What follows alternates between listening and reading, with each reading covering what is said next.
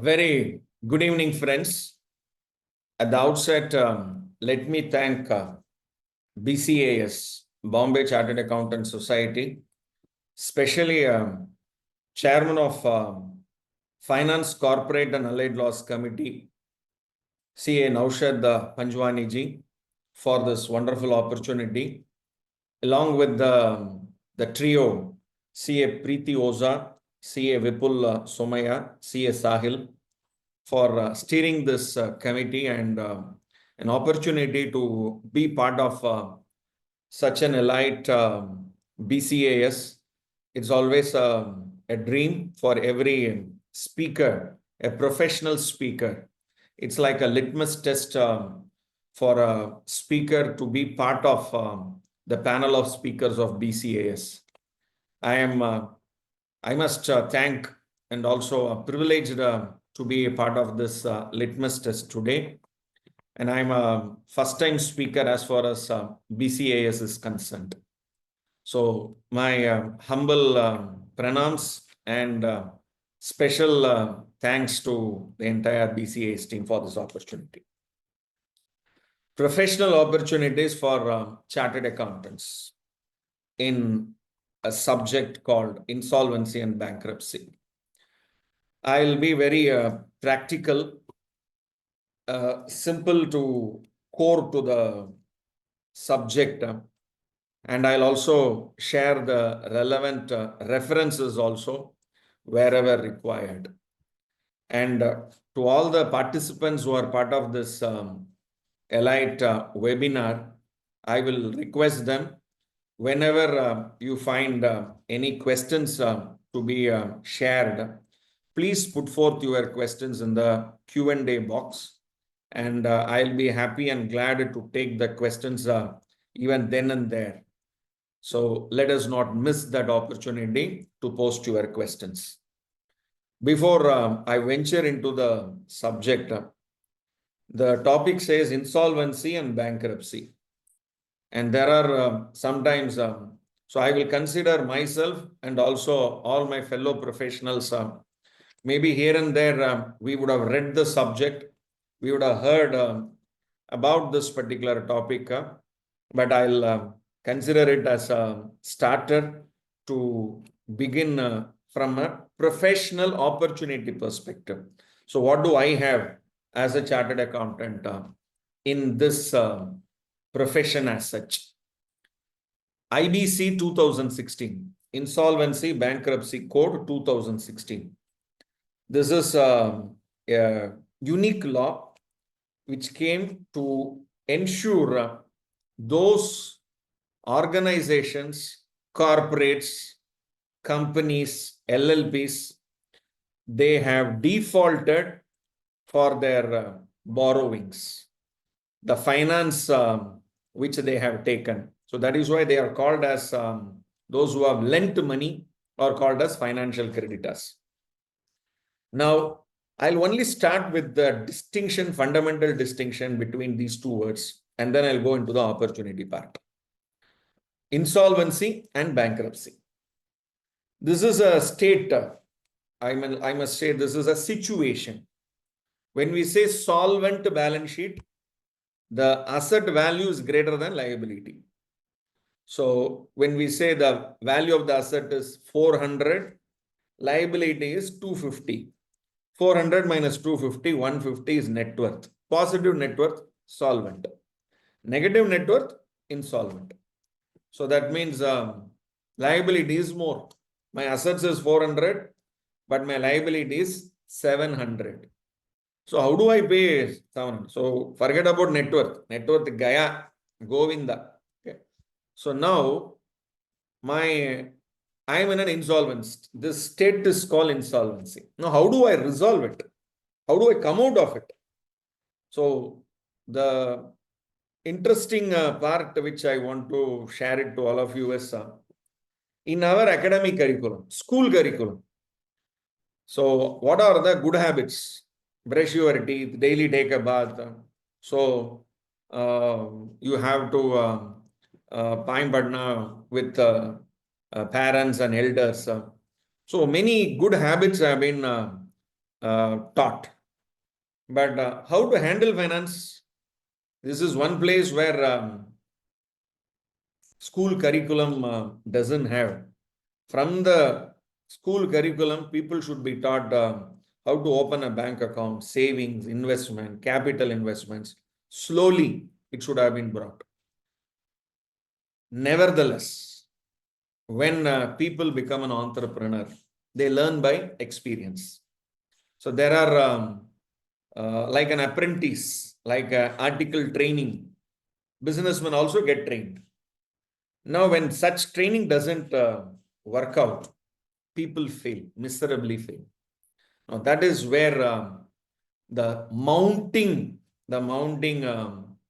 the debts, defaults by the various corporates, LLPs, and individuals and partnership firms was a bigger threat for the entire banking sector, and especially public sector banks. Their NPAs started with a single digit percentage. It went to 2-digit, and it even touched the 30% number. So with such a background, this law came, so that resolution can happen. So no, board is suspended, you have defaulted, so you don't have the locus standi to run the business. Let the financial creditors who have lent the money, believing you, let them come to the board, resolve it, then we'll hand it over to you. That is where chartered accountants come as a very important character, a role, adding value to this entire process. I'll share it with you some of the interesting aspects, and wherever you feel the inputs have to be explained still further, I'll be happy to explain further. So I'll just share with you some of the areas where chartered accountants may find opportunities within the ambit of IBC. From there, I will go into the subject and I will deal in detail. So how these opportunities can be tapped. Now, there can be one question here. So these are all some opportunities, 1, 2, 3, 4, 5, 6, I have listed out. So many, maybe up to 21 I have listed out. But I'll try to discuss in detail each and every area. So that is the purpose of this session. Friends, insolvency professional is one examination. A person who qualifies to be an insolvency professional by passing through an examination. Now, as a chartered accountant, should I have to pass that examination to offer all these services? Answer is no. So I'm not going to dwell upon what an IP will do, what an insolvency professional's role is there. But as a chartered accountant, how we can add value to it. So let me start with, there are so many things. I'll start with one first aspect, mediation. Whenever the borrower, defaults, so henceforth, I'll use a word, not borrower. I'll not use a word called defaulter. I'll only use a word called debtor. I'll only use a word called a company which has borrowed and defaulted. So I'll call them as a corporate debtor. Now, there is a very important role for a chartered accountant as a mediator. Now, not necessary I should pass the examination of insolvency professional. So where IBBA conducts an examination, of course, lateral entry they give. A chartered accountant, 10 years of post-qualification experience in practice, he can directly write the examination, qualify, all this stuff is there. But should I have to do that? Maybe as a initiative, you can buy the book and learn it to appreciate what the subject is all about. But recently, exactly 10-11 months back, in January 2024, a framework has been published by the Insolvency Bankruptcy Board of India. So, friends, this is that particular framework. This is the framework which has been published by the IBBI. So this framework link also, whatever I am sharing, I'll share you the link so that you can directly download it. And in the chat box, I'll put that. Okay. So that it will be available for all. You can download it. Okay. Now, please look at this is the framework for use of mediation under the Insolvency Bankruptcy Code. Now, whenever liability is more, asset value is less, the state of insolvency happens. Now, all of you may ask a question. Insolvency is a state where liability is more and asset value is less. Then what is bankruptcy? That is also same only. But insolvency is a term we give only to the corporate resolutions process. Insolvency, when a company is an insolvent state, so they will resolve it. So they have to resolve. Otherwise, they will become, they have to go for liquidation. They have to close the company. If unable to pay, realize the money. 700 is a liability, 400 is the asset. What to do? Sell the asset, realize 400, pay only 400, maybe on waterfall model, balance 300, go in. I have to write it off in P&L account. Okay, realization account. So that is where resolution will go. Okay, I will take a haircut. I'll give you a discount. So with this, we'll try to manage. So even life is also like that. When a man and a woman marry, so it is not that life will be always happy. So there will be a lot of ifs and buts, ups and downs. But marriage has to subsist. People have to ensure that the marriage lives. It's only because of the sacrifices both the people do.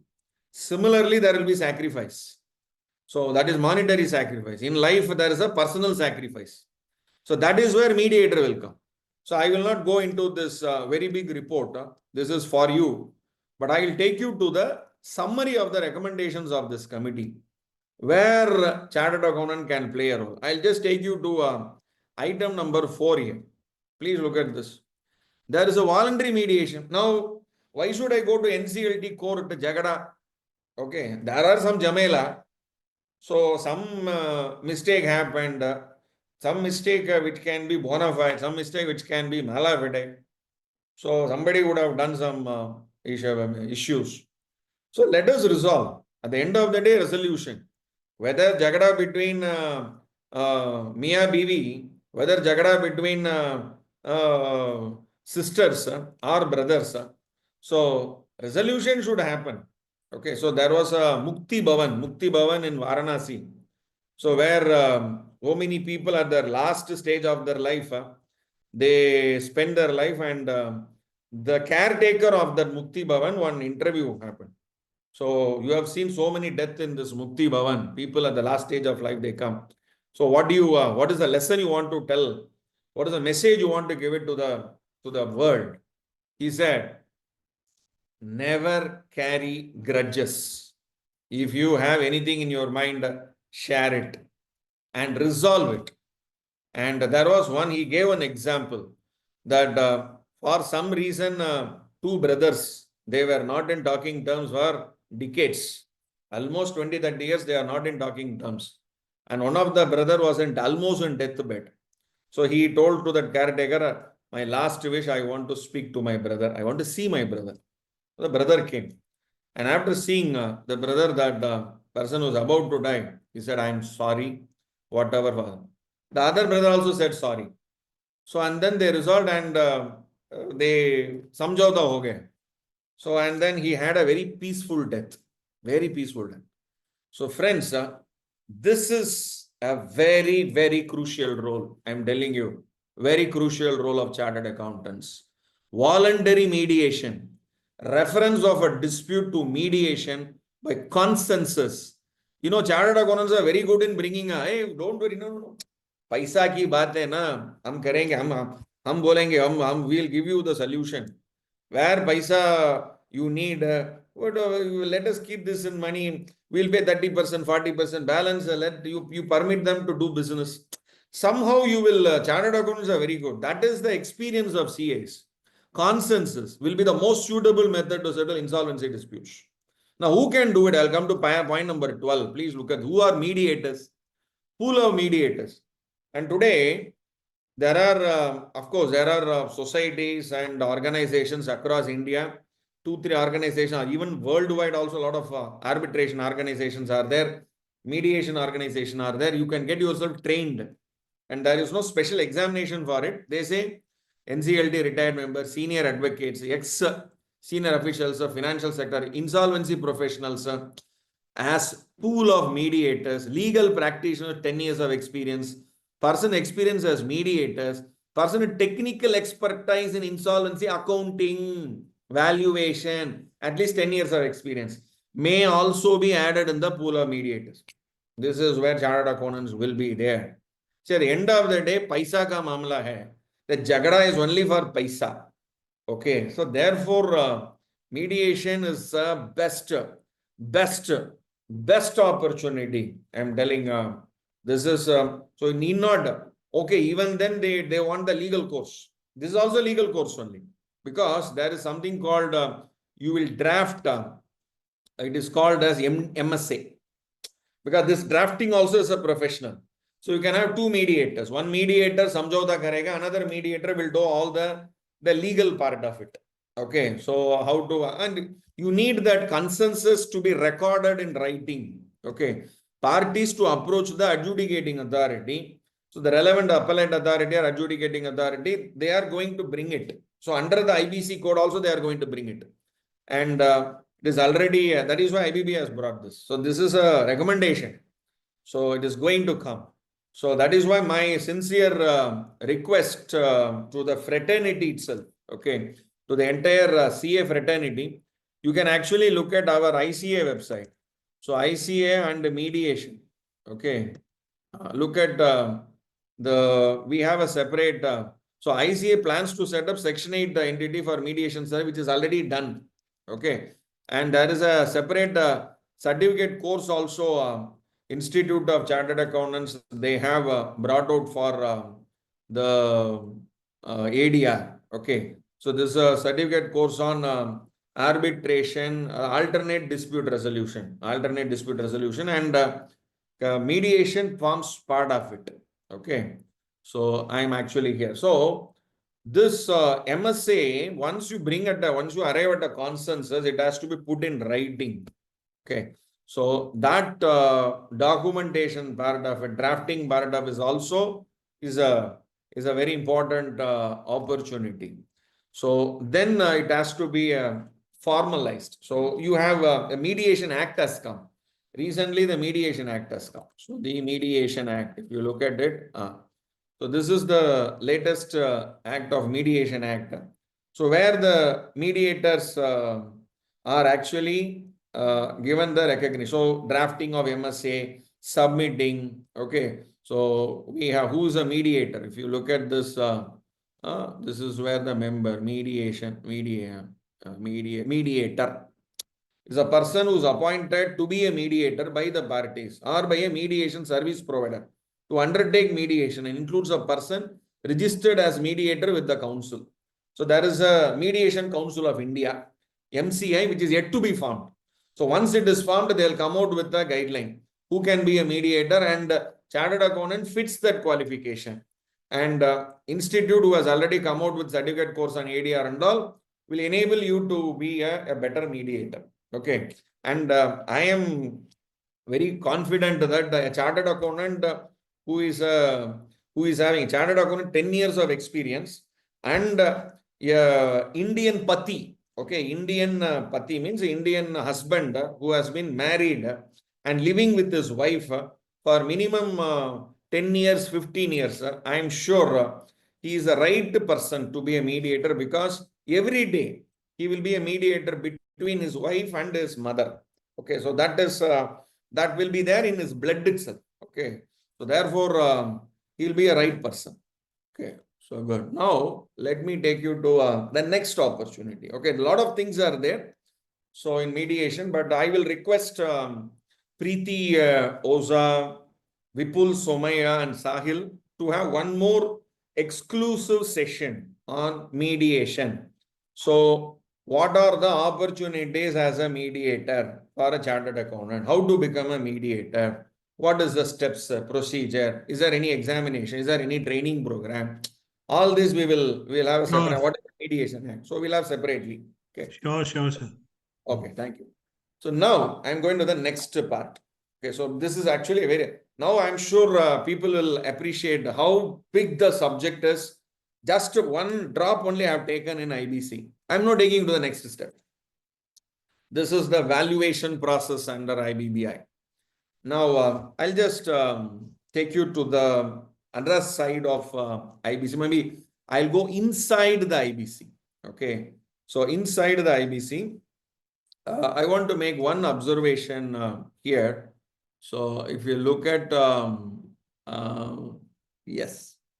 So please look at this regulation, the CIRP regulation. So here you have this regulation number 27 and 35. So these are the two regulations I'll be referring to. Please look at regulation number 27 of the, so which makes the appointment of professionals mandatory. Okay, mandate. So there is a mandate that registered valuers have to be appointed. Valuation is must. No, I'll just share with you some interesting things. Please look at this balance sheet. Okay. See, this is a sample balance sheet. Now, when a company is gone for a it has gone for an insolvency. Okay, so an application is filed before NCLT and is ordered. Now, I told you two things. You need to ensure whether you are in an insolvency state. That means your asset value is less, liability is more. Now, this insolvency process is two separate processes. One, you invite claims from all the creditors by putting an advertisement. This company Gaya, order has been passed by Honorable NCLT that whoever wants to put a claim, put your claim. So मुझे 2 crore चाहिए, मुझे 50 lakh चाहिए. So people will put a claim.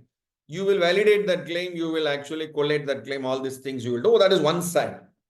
So that is the liability part. Claim is a liability part. Okay. Now, how will you pay this liability? You need an asset. Okay. Now, all these assets will not be in liquid form. If it is in bank, paisa hai, fixed deposit hai, very good. But it will not be in that format.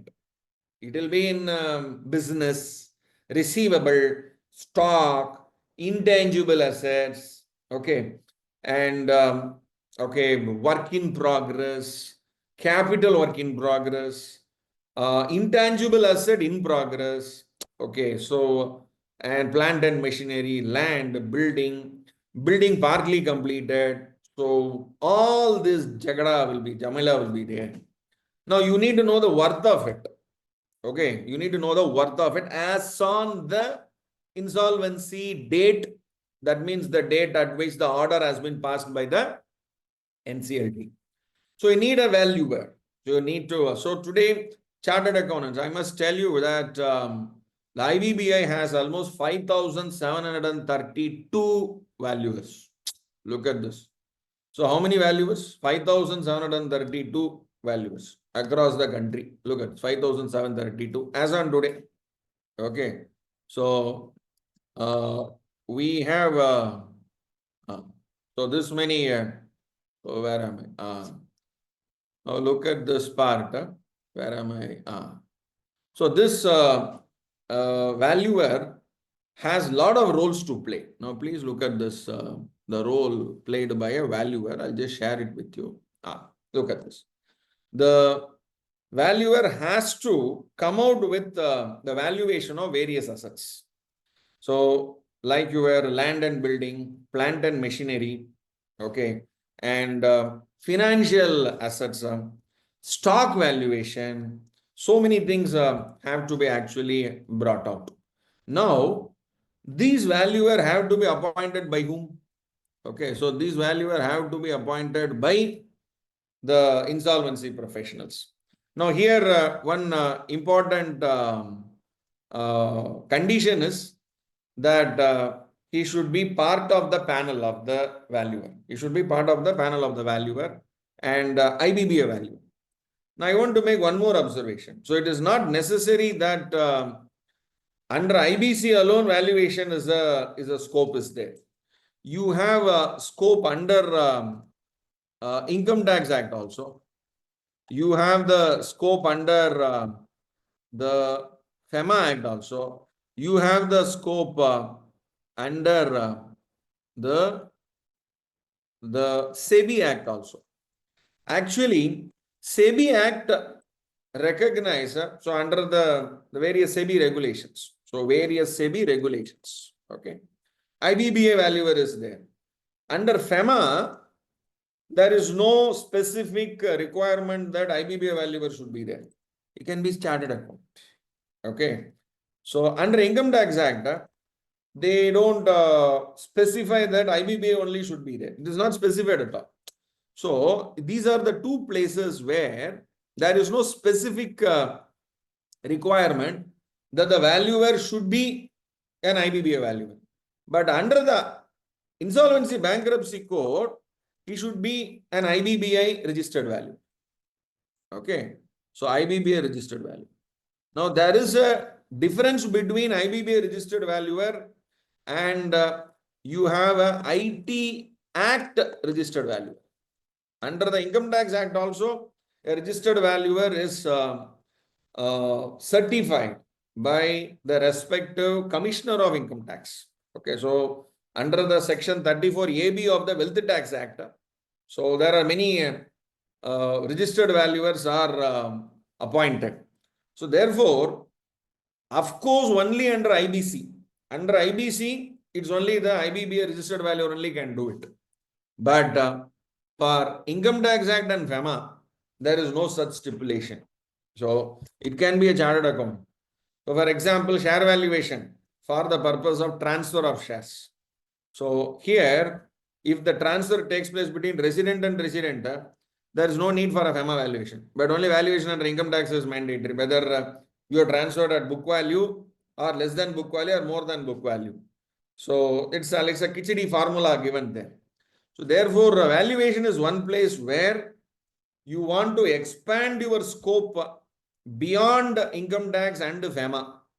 Then you better to have a IBBA license as a registered valuer, and that can actually enhance your scope. But today you have 5,732 friends across length and breadth of the country. And apart from that, you are also having the other friends also in the format of, I'll just share it with you. So we have the registered valuer entities. I repeat, registered valuer entities are also there. Please look at this. RV entity. So registered valuer. Look at this registered value. You have the registered valuer entities are also there, which are actually companies. So these are companies or LLPs. So please look at the number. There's almost 115 entities are there. So who are actually registered under IBBI, and they are actually eligible. So NCLT will directly appoint these registered valuer entities. So nowadays NCLT, they are not focusing directly, even the court, they are not focusing on appointing individuals. They focus on entities, because once they understand that the size is bigger in lakhs and crores, maybe they believe that the size will be in crores. Okay, so better to give it to an entity. So maybe the size is small, they may select from a list. So this is, and the list is very small here, 115 all over India. And if you take the location specific, maybe South India, the numbers are very less. So it's hardly 20 entities which is in South India. And in Western India, the numbers are close to 60 plus. So maybe almost more than 50% are there in Western India, almost in Mumbai, Gujarat, Maharashtra and Gujarat. There alone, you have 60 plus entities are there focused. So that actually gives you a better leverage, not only as an individual. So an individual chartered accountant qualifying as a registered valuer and also being part of a entity, and not necessary that I should pass this examination and become part of this entity. Okay, so we can even be an associate to this entity. So the appointment will be done by the NCLT, but the report will be signed by them. Not necessary they have to do it. They can engage professionals also. So we can associate with them. As chartered accountant, we can associate with them. So that as I am an expert in evaluation, I have a specialization in doing valuation of such entities, such industries. So I can be of some help to you. So that actually acts as an edge. Okay, so that is the second part. I want to share it with all of you, the valuation part of it. Now let me take you to the third one. This is where it's very big actually, and the engagement of professionals. See, friends, whenever see, I was giving you a very big list, okay, assisting IP in preparing pre-CIRP preparation and working out financial structure, okay, which will work out actually, restructuring, various restructuring. So what is the various restructuring? Debt to convert to equity, simple, don't pay them, give them paper, or pay them in staggered format. Bring a new investor inside with investments, give them some equity, and use that money to run the business, to pay the liabilities, part payment, part business. Some restructuring you have to do, so you come out with ideas. So now I can go on discuss on this aspect, but for all this you need people, you need team, you need professionals. So so it is not only RPs will be doing. RP is a court officer. So RP has a lot of responsibilities. So he has to get the approval, he has to formalize, he has to invite. So sometimes books will not be there. Company for past 2-3 years, books will be in shabby condition. So can I engage a bookkeeper, a chartered accountant firm to ensure that the books are maintained, written in proper order, and then presented to the auditor. So there will be a statutory auditor. So there will be a CA firm who will run will run the books and bring it in order and then make it presentable. So that means there will be a agreed upon procedures. RP can appoint. Now for all this, I want to bring before you one interesting discussion paper which has become a guideline actually. It has been brought by Insolvency Bankruptcy Board of India in December 2020. So this is what I was referring to here. So can we engage professionals in CIRP process? Answer is yes. Okay. So there are various legal provisions. So which I just want to bring it before you. This is section 25 of the Insolvency Bankruptcy Code, which says, okay, it shall be the duty of the RP to preserve and protect the assets of the CD. And RP shall undertake the following action. Shall, okay, he shall, and ABC and all leave it. Appoint accountants, legal and other professionals, okay, in the manner specified by the board. So that is where board is coming. Okay, this guidelines and all have been given by the board. Board here refers to the Insolvency Bankruptcy Board of India. So they will come out with and can you appoint a relative? You have to be very careful that the arm's length has to be kept. So now my RP's brother, RP's relative will be a professional. So appointing will actually at the moment there is a relative is appointed, I need to inform. So all these, we call it as code of conduct. Okay, very strict code of conduct has been brought out. So that is from an RP perspective.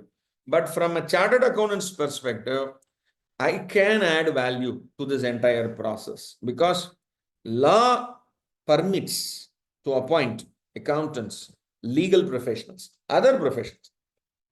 Now I can prepare books of accounts. Okay, I can prepare a scheme. Okay, I can prepare a restructuring scheme. I can be a liaison person between the corporate data and a prospective resolution applicant. Okay, so how do a resolution applicant has to make an application? How he has to represent that in the committee of creditors. So you can be a representative. So you can be a authorized representative. You can render professional services. So many functions can be done. So one by one, I'll try to unravel, and I'll just share with you some interesting aspects of this. So who is a professional? Who can be appointed by IP? And there a CA in practice, okay, can be appointed. And all these are discussed. This is just for your reference. I'll just share this literature to you. You can download it and have it with you. Just yes. So this is actually the discussion paper, which is in greater detail. Okay. So now who are those other professionals? Okay. So you can extend this, a company secretary, a cost accountant, anybody who's having an expertise, a valuer, okay. So an actuary, so yeah, an economist, an advisor, banker, sociologist, everybody has been brought inside. So it is very, very generic. Okay.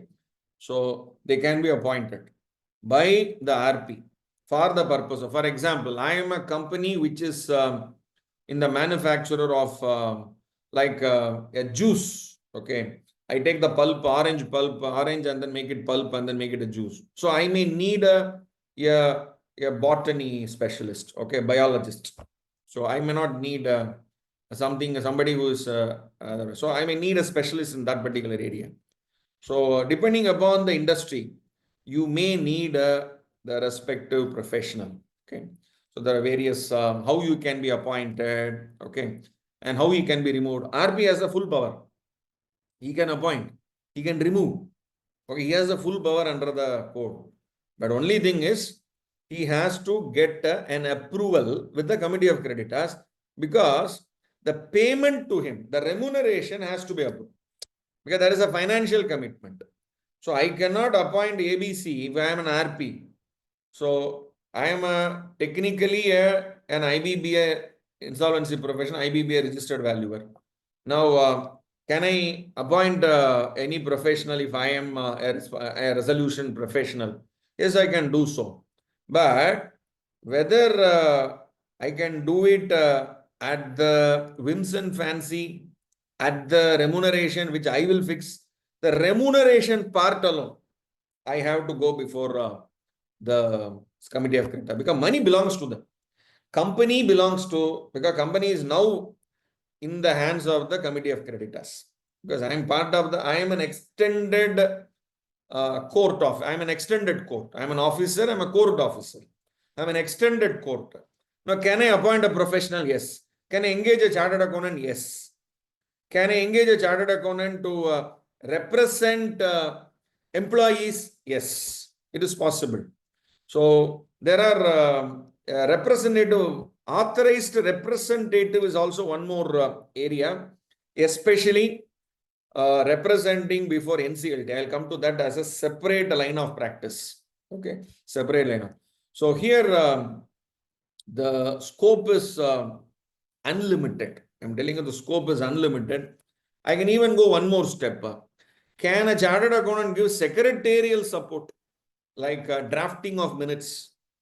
Okay. And drafting of notice, drafting of response letters. Okay. So I will be a secretarial support will be given to RP because there will be huge The number of claims will be hundreds, nahi, thousands of claims. So every day, hundreds of mails will be coming. Okay, I have to, so I can, we can have a team. So a team of my guys, they will go through the email, filter it, give the report to them. So all these support services can be done by a CA firms.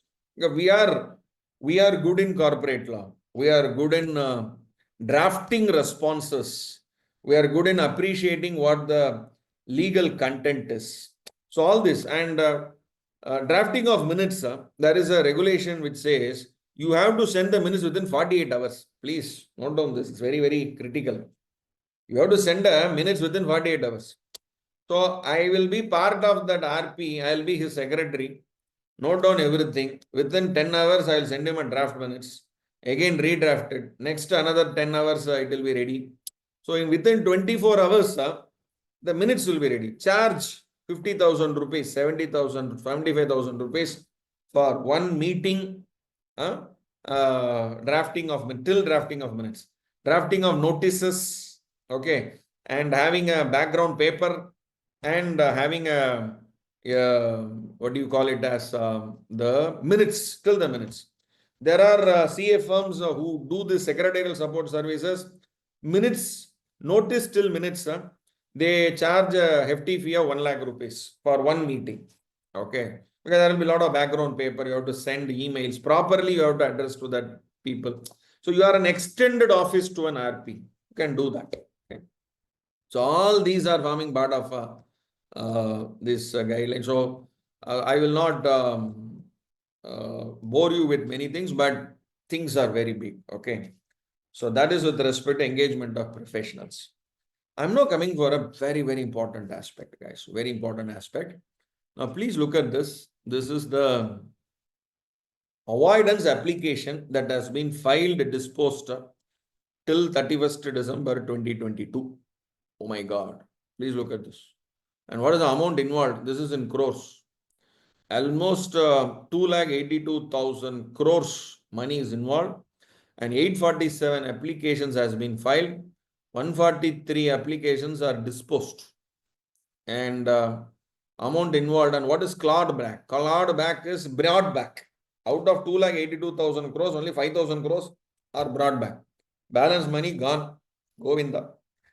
And still many states. Now look at this. That is a very interesting. In the matter of JP Infra, 758 acres out of 858 acres of land was given back to the corporate debtor. The 858 acres of land was earlier valued 5,500 crores. Therefore, proportionate value is considered. These are all classic example that you have some scope which is beyond that. Now, what is the role of a chartered accountant here? Yes, I'm coming for that particular part. Okay.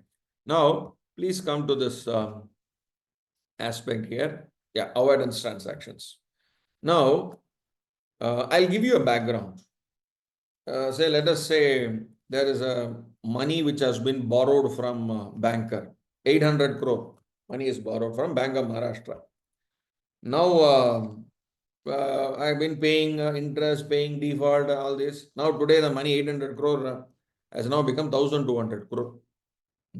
Now, looking at the asset size is only 150 crore. Where is 150 crore? Where is 1,200 crore? Then, paisa kahan gaya? Where is the money? Okay, paisa kahan gaya? So, I am appointed as an RP. Now, I look at the books. Books balance sheet says, okay, asset is there. You value the asset.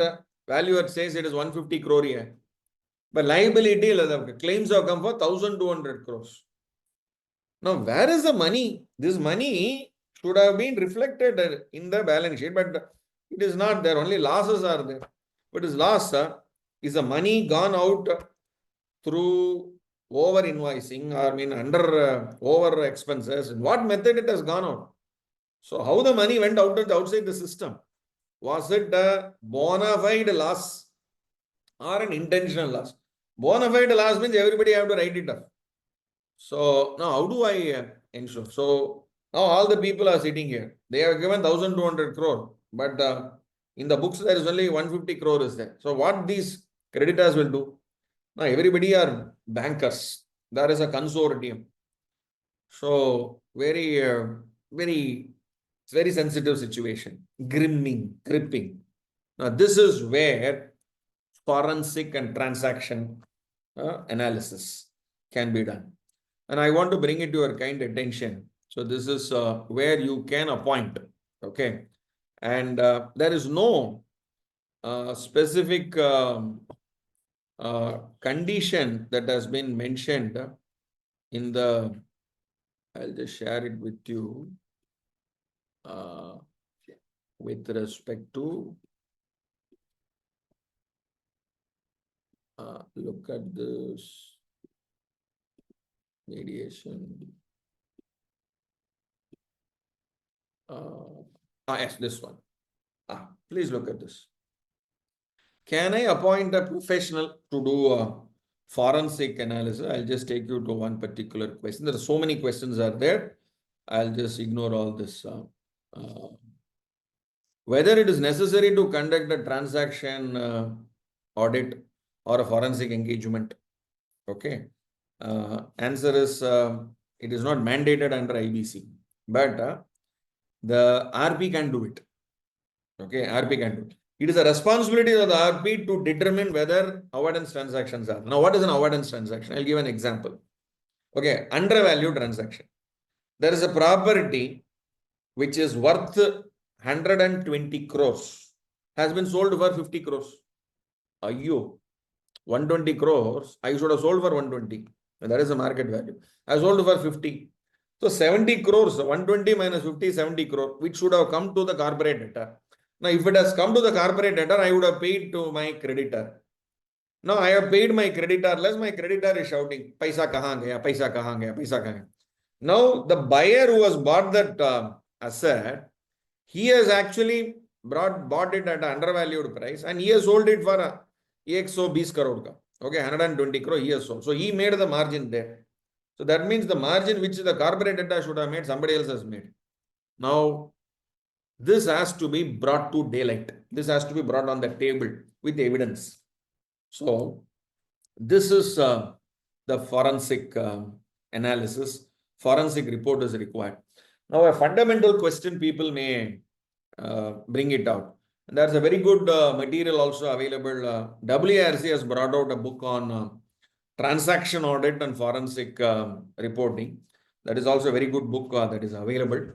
You can go through that particular material also, and I'll share with you that material also. This is the, I'll share this copy of this material to you. So, where is it? Yes. Yeah. You can have a look at it. Now, please look at this thing. So, can you engage a professional? Yes, you can engage a professional. Okay. Now, please look at this. Who can help an IP in detecting avoidance transaction? Okay, anybody. Okay. IP can take assistance from a professional. Having experience in related domain and regulated professional body. They don't mention chartered accountant here.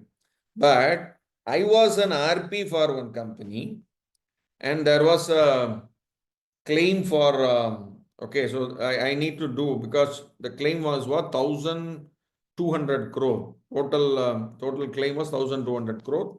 So I need to verify whether asset has that much value. And I need to find out where the money went. So we did a forensic.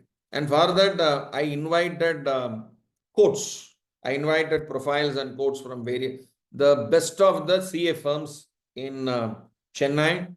And then I shortlisted it and made 3 placed before the committee. Not for their approval, who should be appointed. They said, no, I will appoint. I will tell. I'm only paying the fees as a committee. You appoint whom I am saying. I said, no, we will not. The law doesn't say who should be appointed. It is RP's prerogative to appoint a professional. So once you have the talent, the caliber, experience, capability, capacity as a firm in doing transaction analysis. So transaction analysis is not an audit. It is not giving an opinion.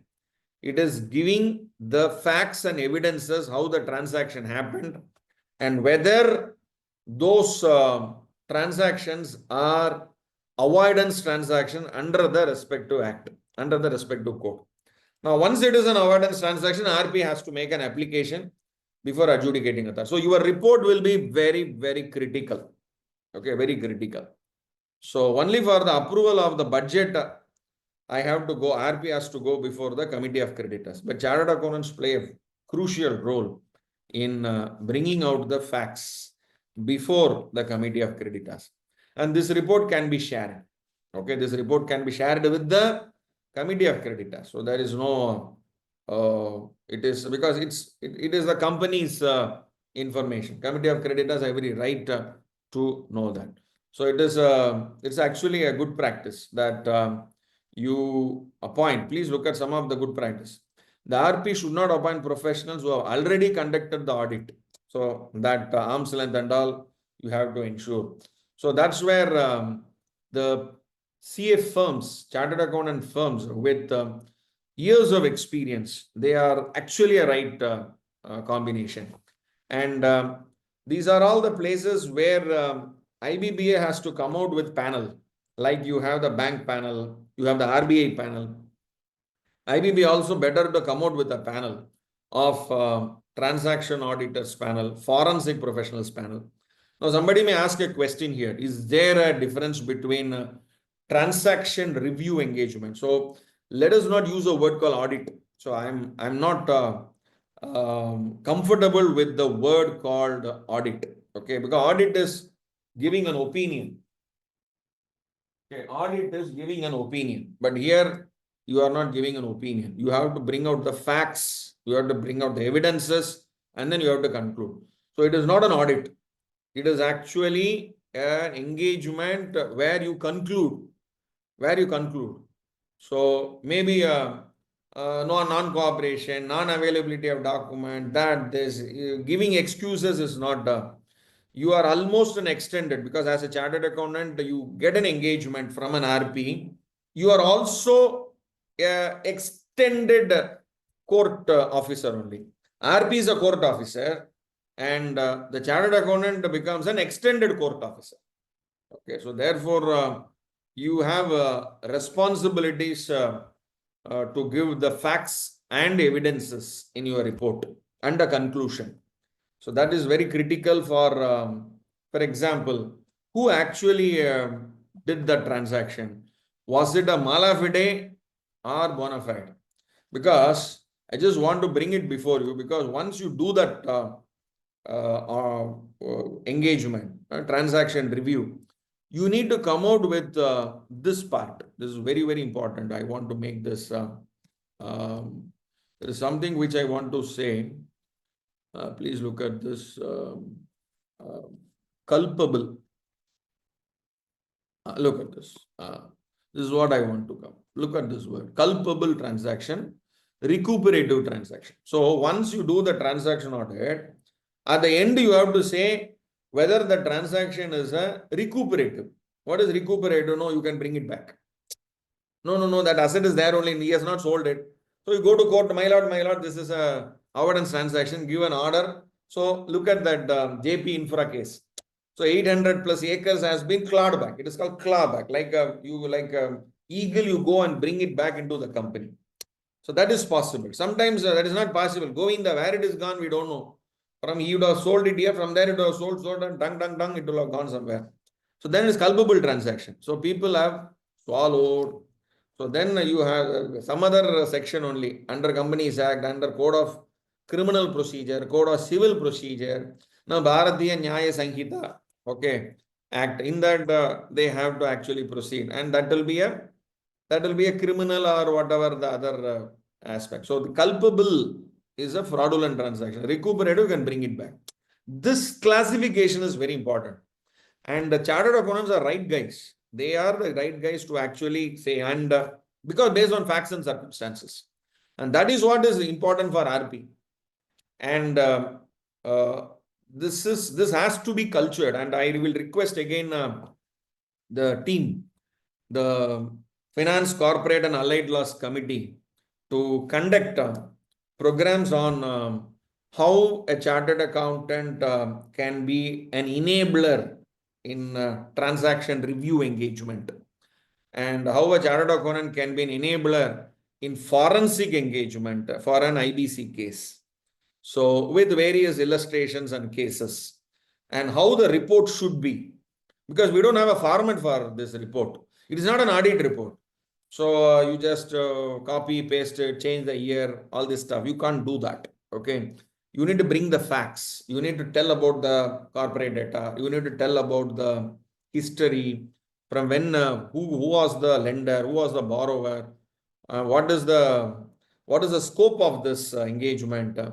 Actually, this transaction review is, you can look back. It's called turn back. You can turn back only 2 years. And you want to go beyond 2 years, then it is, can you do that? You can do. You can do for 6 years also. Then it will be a forensic engagement. So whether an engagement should be a transaction review engagement or a forensic engagement depends upon the look back period. The look back period is beyond 2 years. It is forensic engagement. The look back is within 2 years. It is not a forensic engagement. It is a transaction review engagement. So all these aspects are there, and chartered accountants nowadays, okay, now the latest CAs and all, they have young generation, they have in their corporate and economic and allied laws, IBC forms part of their syllabus, I mean academic syllabus, and 16 marks is there. Out of 16 marks, 2 case studies are there, because they don't have direct question. So they will give a situation, so 8-mark case study, and another situation, 8-mark case study. To some extent, our younger generation, they are already into the stream. So, and our senior chartered accountants, they are experienced guys. So they have seen a lot of situations like this. So a lot of cases. So that combo is a very important combo, very, very good combo. Younger CA with elder CA combo, especially on transaction engagements. So how the transaction has to be reviewed, how it should be verified, how it should be, the facts has to be brought out, how the report has to be given. Actually, there will be a best session will be to say how a transaction review engagement reporting has to be done, which can be taken at the face value. Because if I give you this statistics, you will be surprised. Look at the statistics, guys. Quite look at this disposed case. Out of 847, 143 case only disposed.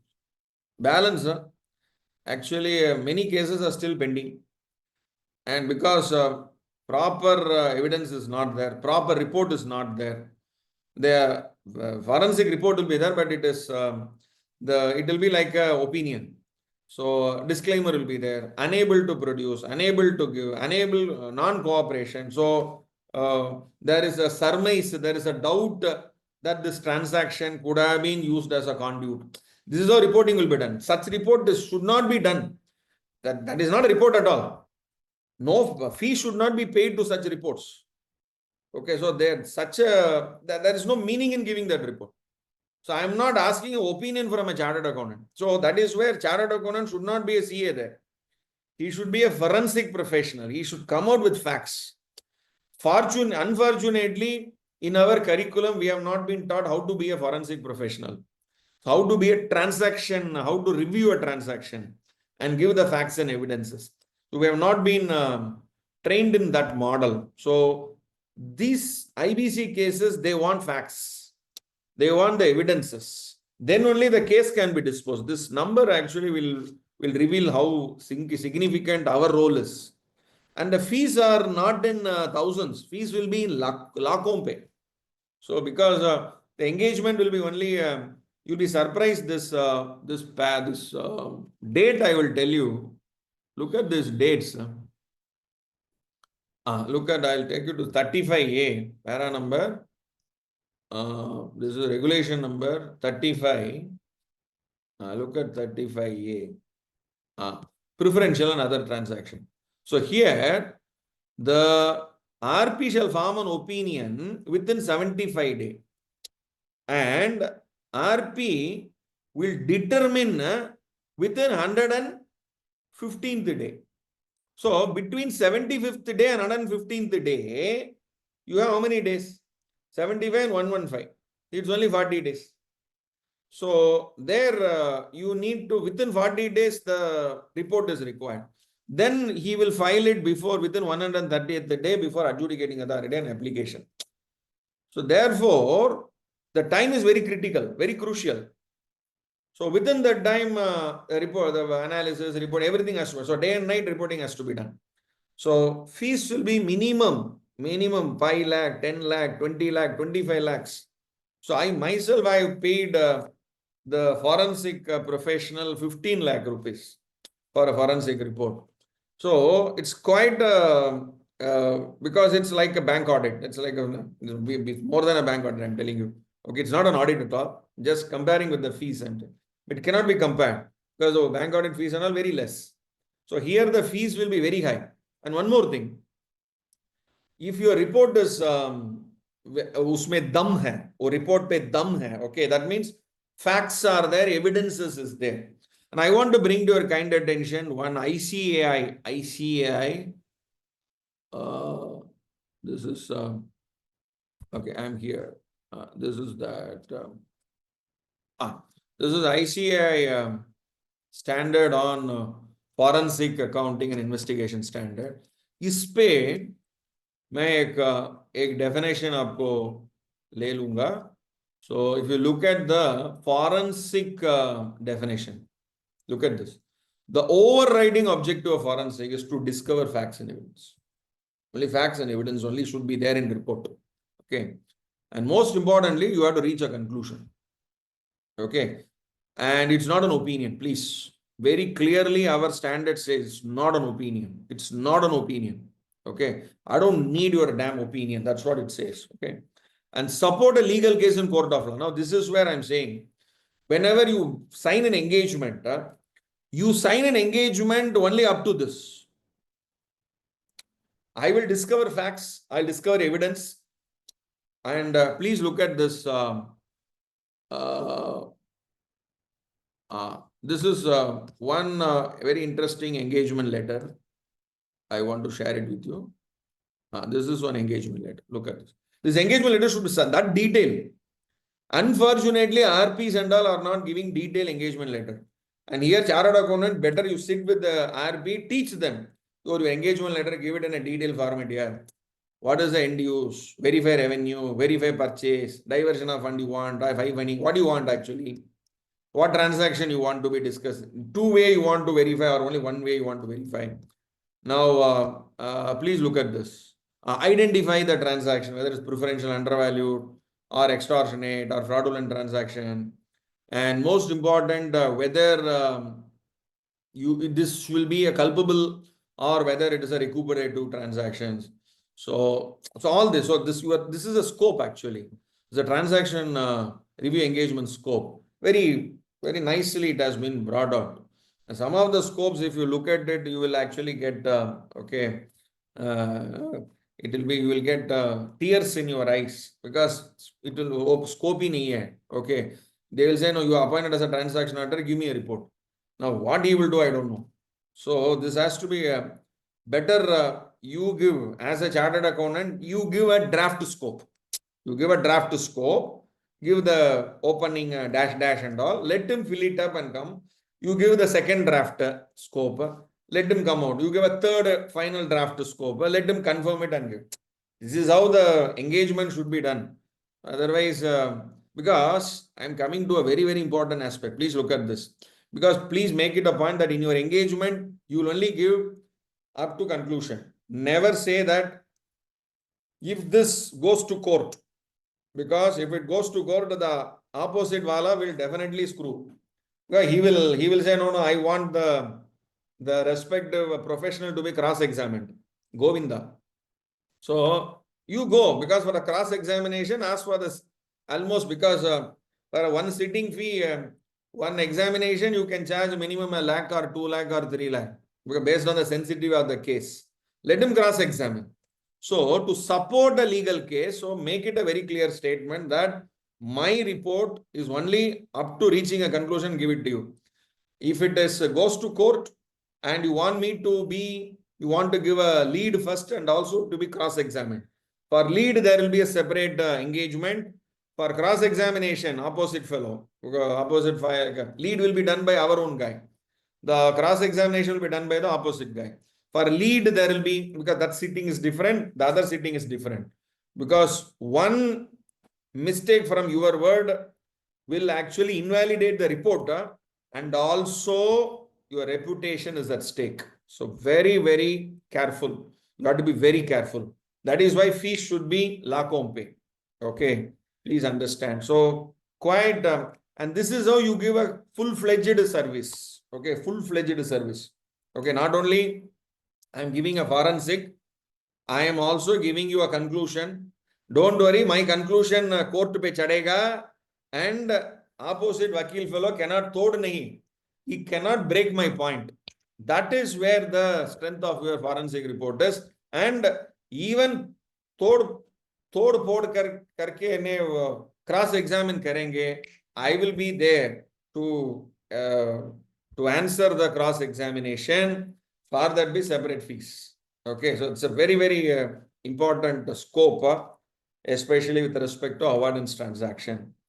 And I will only take another maximum 10 or 15 minutes. There is one more area. Actually, so much of bundle of scope is there. And I will take few questions, maybe from the participants.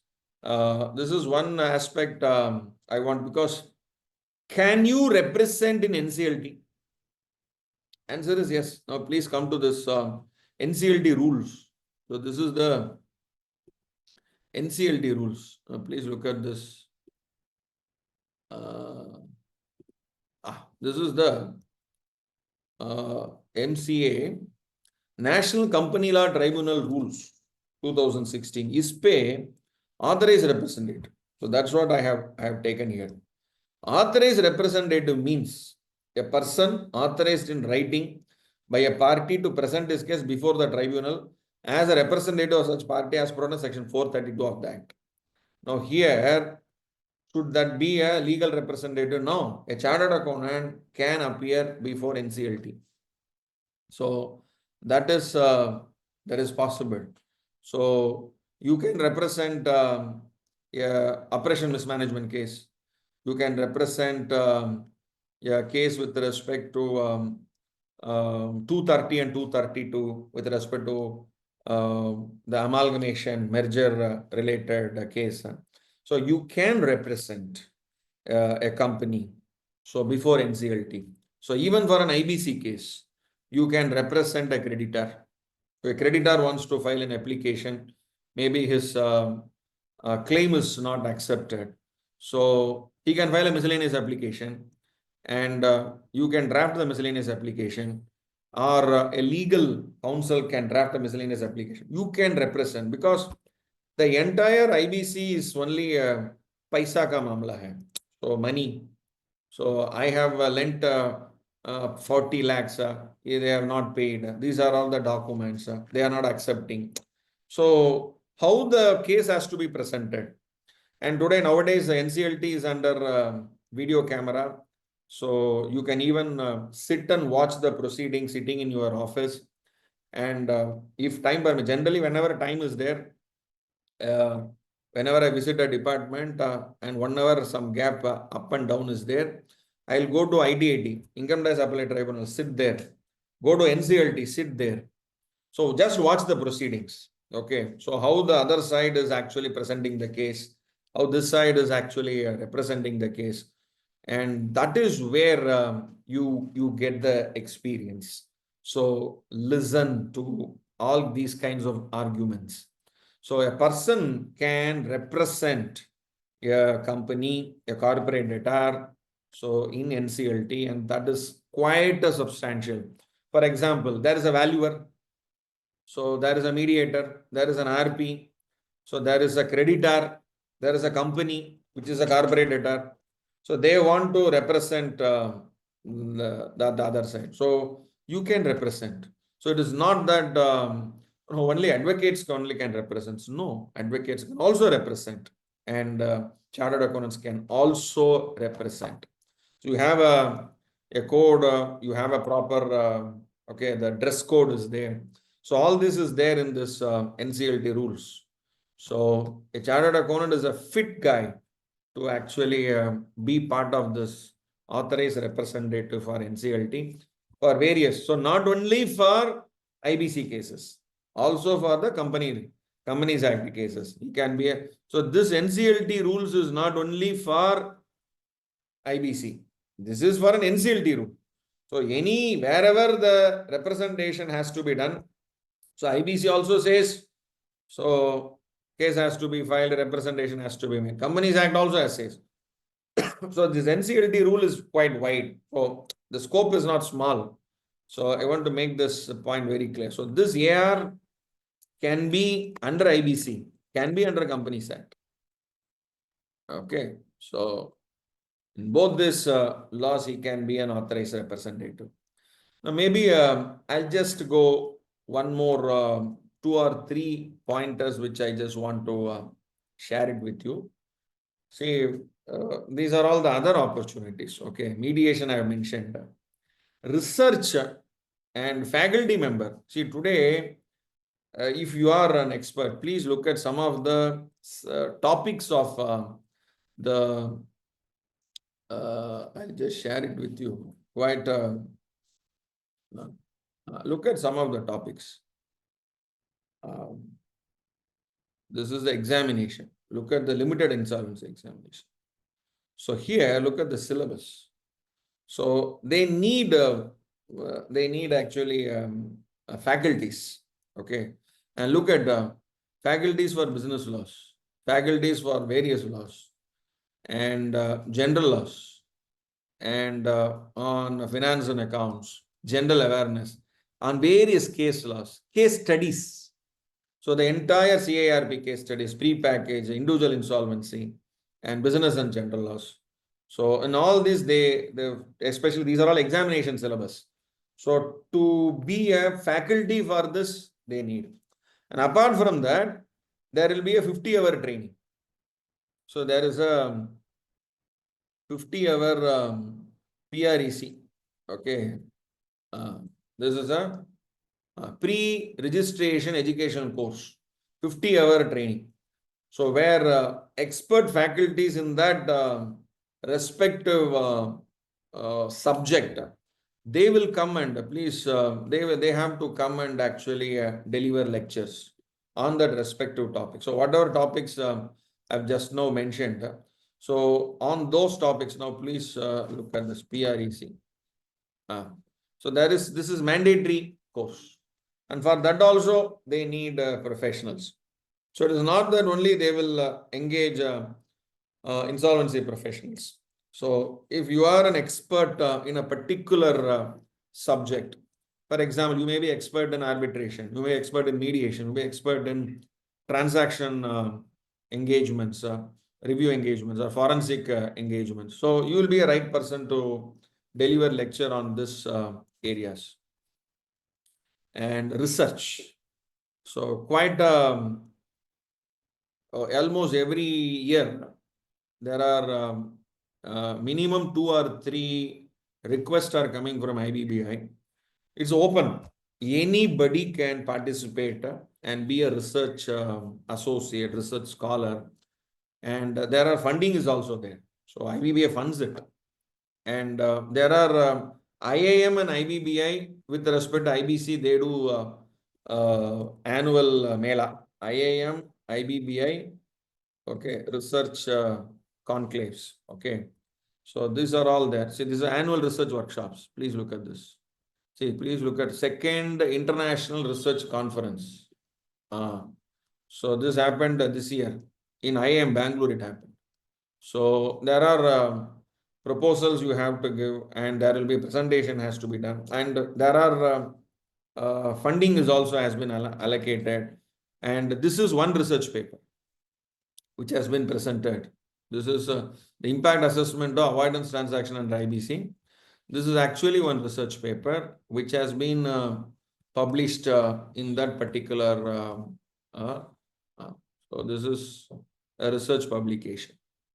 And this is there are many many data you have to take. So statistics you have to take from various places. Okay, so quite interesting articles are there. Lot of academic contents are there, and how you can actually make best use of that platform depends upon your research caliber. So today this subject is actually evolving, and they need academic professionals who have a sting for academics to actually self-learn and also share that experiences and knowledge to everybody. So that is also another area which can be explored. Okay, and every year one IIM they host this conference. I think current year 2024 there was one program, and 2025 there is another program. So you can form part of this. And I'll also come to this very interesting area, which is called as advice on optimum utilization of resources. Actually, this is an opportunity. Okay, like because the RP has to run he'll be a CEO. He may be a chartered accountant and an IP, but he has to be a CEO. He has to run a running entity. If the factory is going on, running, if it's a listed company, so he's like a CEO. So then there will be allegations against him. So that no, you don't know business at all. Your resources, you don't know how to utilize it.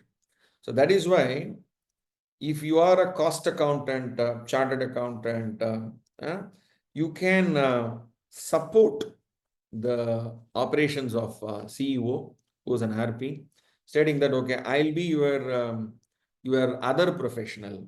I will find out what should be your optimum cost, what is your energy level consumption that should happen, where the current energy level consumption is the optimum consumption, where and all you can actually optimize it, where and all you can actually save costs. That actually recording that will actually give better what do you call it as the confidence on the professional, and also that the value maximization has to be done. So the value maximization is a word, but how do you do it? So can you actually take the money, invest somewhere? No. Value maximization, either you have to multiply or cost you have to reduce it. So these are the places where chartered accountants can play a very good role. And once a listed company or an unlisted company which is in active manufacturing entity, they are in IBC, that is a business for you. That is an opportunity for you. That is a prospective client for you. And that CEO will require your help. You go with this kind of proposal. See, I am a guy, I can help you like this. You'll say, no, I want a person like you only. So please guide me. Please help me. Please optimize. So if the monthly salary is this, monthly expenditure is this, monthly overhead is this, can this be minimized? Can this be optimized? So these are all areas which mind, and you save 10 lakhs, you can charge 10% or 20%. You save 50 lakhs, you save 2 crores, you save 5 crores per month. Please imagine the kind of opportunities what you have with respect to this. Substantial, I'm telling you, substantial, mind-boggling opportunities are there. It all depends upon how we fine-tune our capabilities and focus our attention towards it. Friends, I leave the floor now open for, because there are so many aspects are there I want to share, but I'm sure I brought the subject in its varied dimension before you and placed before your table. Any questions are welcome, or I will leave the floor to the organizers, Vipul, Sahil, Preeti, to represent the participants to share any questions. Thank you very much. So nothing has come up, but meanwhile, one third clarification, there is no formal examination required if you have 10 years of practice, correct? As suggested. There is no formal examination required to clear for IBC professional. No. That is the lateral entry to directly appear for examination called LIE, Limited Insolvency Exam. Limited Insolvency Exam is one examination where minimum 10 years of experience is required as a chartered accountant in practice. Okay, so this exam needs to be cleared for mandatorily. Okay. And if I'm not a chartered accountant, I'm not a cost accountant, I'm not a company secretary or an advocate with 10 years of experience, then a postgraduate with 15 years of experience is sufficient. Okay. And there is a question by Sridhar Reddy. I am a newly qualified CA. Can I write registered valuer exam? Yes. If you have 3 years of post-qualification experience. 3 years. For qualifying registered valuer exam of IBBA, 3 years is mandatory. To qualify the limited insolvency exam, 10 years is mandatory. Hemant theorem. In case where company goes for insolvency, what happens to the pending assessments and income tax GST? Good question. Actually, there are two aspects here. Up to the insolvency commencement date, if there is now the question is pending assessment. I will now answer this question for assessments which has been completed and assessments which are pending till the insolvency commencement date. Now, let us presume that before insolvency commencement date, an assessment order is passed. 4 crore, 4 crore ka demand hai. Now, if the appeal has been filed before insolvency commencement date, that demand is a disputed claim. If the appeal has not been filed before the insolvency commencement date, that claim has to be made by the income tax department. Income tax department also will stand in the queue because they are also a operational creditor and they have to put a claim. There are many cases where income tax department doesn't put a claim. They always think that I'm income tax department, so Hans is there with me. Anytime I can actually recover. No. Insolvency bankruptcy code is superior to, because notwithstanding anything contained in any other act.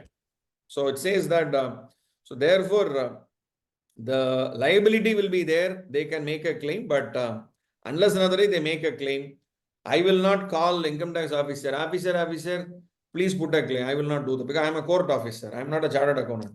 Until I am a chartered accountant, I may be very cordial with the officer. But you will be cordial with the officer, but you are a court officer. So you are, as an insolvency professional, your responsibility is different. Now coming to pending assessments, because my good friend's question, Hemant, the question is pending assessments. So for example, there is a 143(2) notice. And 143(2) notice, you have been appearing on behalf of the company and insolvency starts.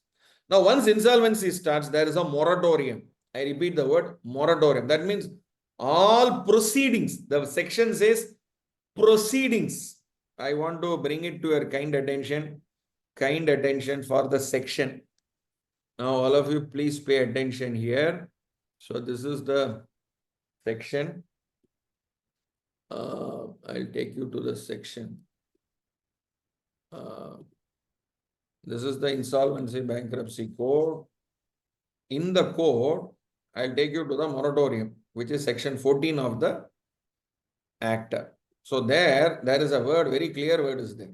Now this is the section moratorium. Please look at the moratorium. Declaration of moratorium. Okay. And public announcement. Moratorium.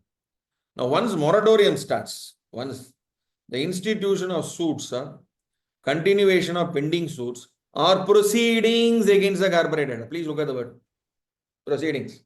So, my good friend is asking a question. Where is it? What is it? Hemant, any pending assessment? Pending assessment is a proceeding.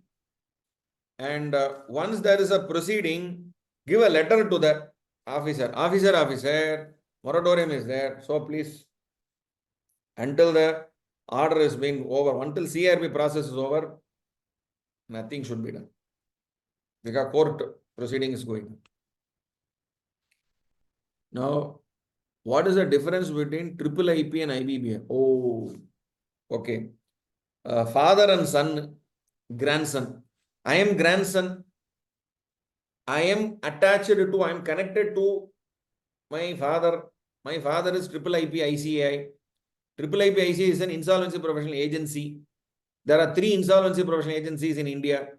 All the 3 institutes, ICSA, ICA, ICMA, they have formed 3 IPS. They are tier 2 regulator. Tier 2 regulator. Now I'll give you an example to our good friend Madan Mohan. Okay, Madan Mohan, SEBI AMFI. What is the connect between SEBI and AMFI? SEBI tier 1 regulator, AMFI tier 2 regulator. Association of Mutual Fund of India tier 2 regulator. I'll give another example.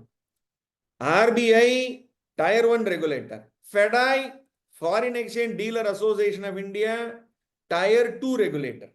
Similarly, tier 1 regulator IBBI, tier 2 regulator IPS, Insolvency Professional Agencies. Now, fortunately or unfortunately, we are having 2 mother-in-laws. One mother-in-law IBBI, another mother-in-law IPA. That is why you have 2 grievance redressal mechanism. IBBA is also having grievance redressal mechanism. IPAs are also having grievance redressal mechanism. IBBA is also having disciplinary mechanism. IPAs are also having disciplinary mechanism. So you are not watched by a pair of eyes. You are watched by 2 pair of eyes. 4 eyes are watching you as an insolvency professional. That is Madan Mohan's question. No, Vinith Bhai, that link has been given at the beginning. Previously, I have given. Guch Kumar, can we practice as C as well as an RV, as ICA issued exemption to practice as RV as an RV entity? Good question. There is actually one guideline that has been brought out by council guidelines. So I'll just share with you that council guidelines. This is the council ICAI council guidelines on insolvency professionals. So I'll just share with you that ICA council guidelines. So shall I share the screen? So there is a council guideline. I'll just share it with you. ICA council guidelines on ICAI. So maybe I'm not able to give you that link, but I can share you that link later, but I'll tell you what that council guideline speaks about. That council guideline makes it very clear. A chartered accountant in practice can also act as a registered insolvency professional. So they made it very clear. So there is a council decision. In the year 2017 itself, that council guideline came. So I'll just find out where that link is and I'll post that link also. So that is with respect to Mr. Guch Kumar's question. And with respect to registered valuer, the ICA guideline is silent with respect to registered valuer. And since एक ही माता को 2 बच्चे हैं, so IBBI is the mother and there are 2 children. One child is insolvency professional, other child is registered valuer. So if one council guideline is applicable for ICA council guideline applicable for child 1, same is applicable for child 2 also. So that is the deemed understanding or the version of the ICA council guideline. ICA council guideline has not come exclusively for registered valuers so far because the council guideline came in 2017 and registered valuer examination guideline rules, the company's registered valuer and valuation rules and all came only in 2017 end and applicable from only January, February 2018. So after that, ICA council has not come out with any guideline. Now, when company goes under IBC process, what will be the impact on its listing on stock exchange like future group company? Nothing will happen. Only thing is all the compliances has to be done by the resolution professional. So it is a very challenging environment that the listed company is going through an insolvency process. So quite engaging, enterprising, and lot of experience, quite a good experience that RP will get dealing with a listed entity. So nothing will happen to it. Only thing is the RP should be very careful that he doesn't engage in any non-compliances, because as an RP he is responsible for all the compliances under all laws. Now you have described opportunities, but for grabbing these opportunities, what should we do as a young CA? Tarun Sharma, ये चाय पे चर्चा करना चाहिए. So not BCAs का webinar पे चर्चा, चाय पे चर्चा करेंगे. How to grab these opportunities? Lot of tips I will give. तरुण भाई, चाय पे चर्चा करेंगे. Sridhar Reddy Putta, 3 years is for enrollment, right? And not for writing examination, right? Please explain, sir. Wow. I really appreciate Sridhar Putti. See, nobody in this country can stop you in learning. Now, I am a chartered accountant, just now qualified in 2024. I want to write the register valuer examination. 3 years is not over. Can the law stop me? No, no, no, no. You have not completed 3 years. 3 years is required only to enroll as a registered valuer with IBBI. Good point. I really appreciate it. Go and write exam. Then, how about to practice as social auditor being CA in practice? No, it is not you are practicing as a social auditor. The word social auditor is removed from the SEBI regulation. It is now called as social impact assessor. You can do. Nobody stops you. ICA have to come out with this multidisciplinary practice. So you cannot stop. Now multidisciplinary has become the norm.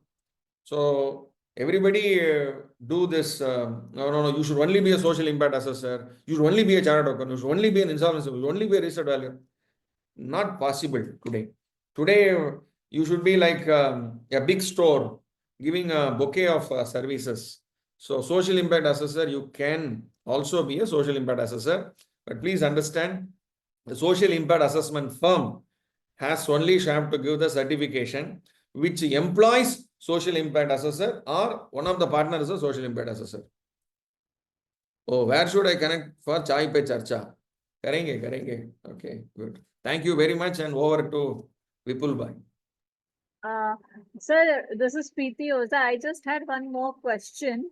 For the financial transaction review, which is not a forensic audit, which is not calling for a forensic audit, is there any something specific capability or the skill set which I should have towards the forensic audit so that I am able to report it, or rather do the justice to the transaction review? Point number 1. So your skill set is very, very important. The firm in which you are attached with, associated with, is very, very critical. And their years of standing, the profile of the partners, the experience of the partners, the varied industry experience matters a lot. That itself is sufficient. As of today, there is no specific minimum mandate that is mentioned under any law, including IBC, that so and so only can be a transaction review professionals. Point number 1. So Preeti, you can be a transaction review professional.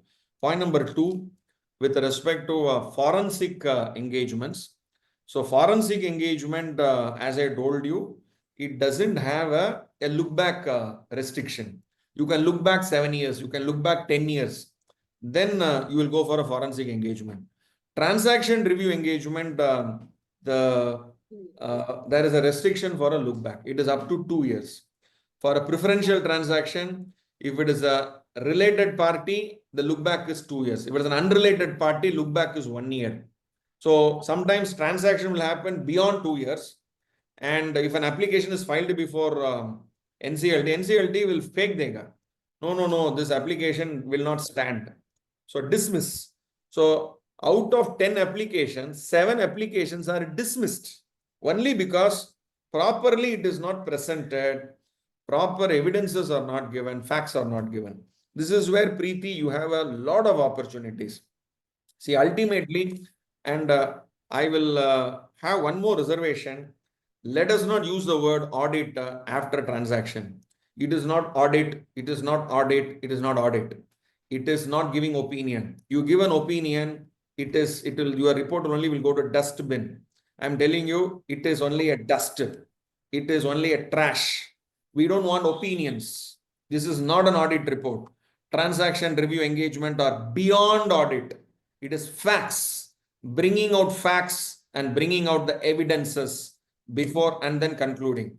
That is why for an audit, if you charge a 2 lakh, for a transaction review engagement for just 20 days, you can charge a 20 lakh rupees also because of the criticality of the engagement.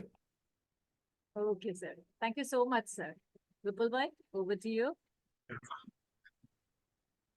Is there any question left? Tarun is asking one more question.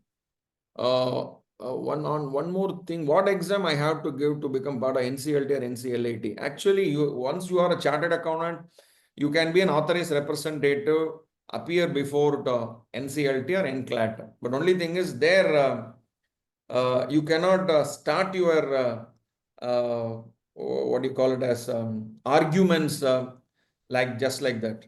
Just watch some of the senior advocates.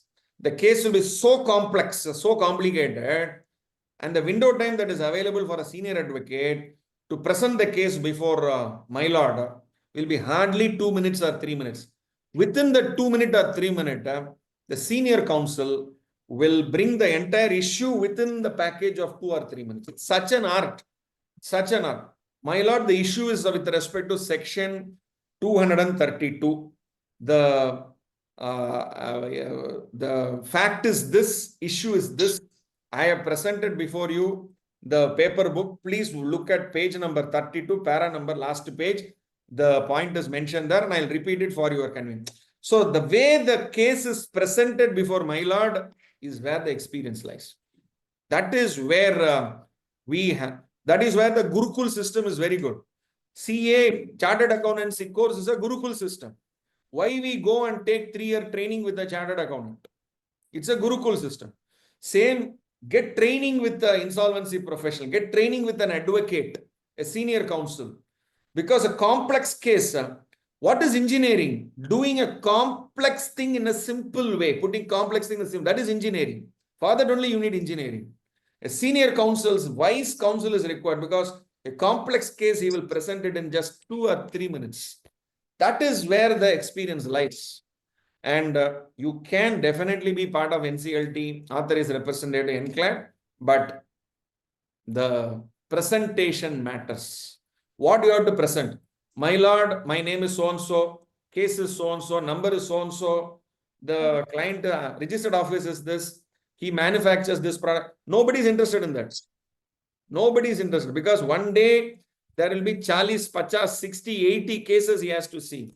So straight away to the point you have to speak. That is where the authorized representative, the experience matters.